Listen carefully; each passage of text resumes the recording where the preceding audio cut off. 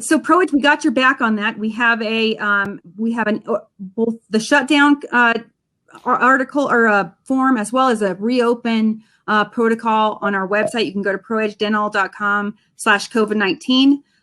But basically, if you haven't already, or if you're still shut down and you haven't purged your lines across the board, that's really important to do. We'll dive a little bit deeper into what purging is.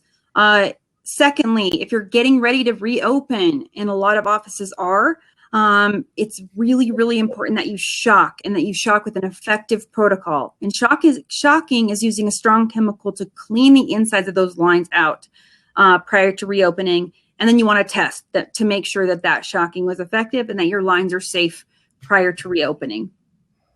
So the next slide should go a little, yep. So purging. So again, just want to dive a little bit deeper into what purging is.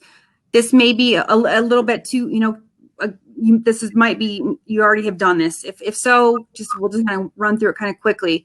So what purging is it's just emptying your bottle and emptying and drying your lines, getting them as dry as possible. So you just want to empty your bottle, put it back on the unit, run your air water syringe until there's just air coming out. Same thing through your handpiece line, Cavitron line, get them as dry as possible. That's really important no matter what product you're using. You can go to the next slide.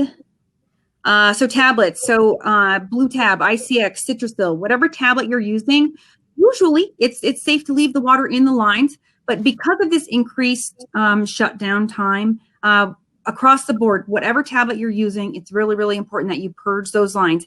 If you haven't, if you let that water in there and you kind of are like, oh man, I need to go and purge those, you can't take back time, right? But just go and get that old water out of there, purge it, and dry the lines. Just because the timetable is so unknown. There is you can go to the next. So yeah, there's a couple of straws. The straws are the low-level antimicrobials. We love them. There's Dentapure, Stericyl. Dentapure has a little bit different instructions than the Stericyl does. The Dentapure is the iodine-based straw. They say to take the straw off, put it in a Ziploc bag. You want to purge your lines, empty the bottle, but you want to take the straw off and put it in a bag and stuff. With Stericyl, you want to empty the bottle, but you're going to leave the straw in place. You do want to purge all the lines dry. And then, of course, with either of the straws, you want to shock and test prior to reopening. Really, really important across the board. If you are using some rooms and not all, there you go. Oh, I just pushed the button that went all this. Okay, I'm. This is. See where there we go. Yeah. So shocking prior to starting back up. And again, so shocking is just using a strong chemical, something that's not ingestible, right? So the low-level antimicrobials, the tablets and the straws, those are ingestible. Those are safe for our patients to ingest. A shock product is not. It's not going to be. It's something that's really strong that's going to clean the inside of those lines out. We like a diluted bleach solution, or we like a product made by Crosstex. It's called Liquid Ultra. It's the pink stuff. It used to be called Sterilex. It's the same product. It works really, really well. If you have or you're using either Dentapure or Stericyl straw or any of the straws, really important that you do not shock through those straws. You have to use what we call a dummy straw or just an empty take-up tube to shock with. And ProEdge gives those out complimentary. So you can reach out to just proedgedental.com /dummy. And you can get a dummy straw complimentary, or just, check it out on our website. Kelley, can I ask a dummy question? Yeah. I help you too.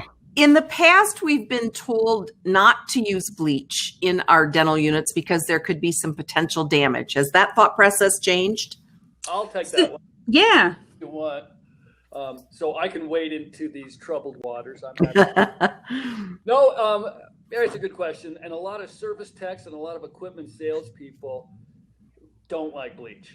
And it's not that they don't like bleach. It's that, put bleach in the hands of an untrained person and things could happen. Mm-hmm. So the important thing, and John Molinari likes to say, shock with bleach, 1 to 10 dilution of bleach.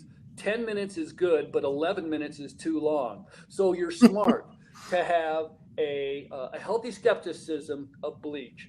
But the truth is, every equipment manufacturer has authorized the use every week or even every day. So Pelton and Crane, Midmark, Dentalese, Dentsply for their Cavitrons authorizes the use of bleach to shock their dental unit water lines. Even ADEC did up to a year ago.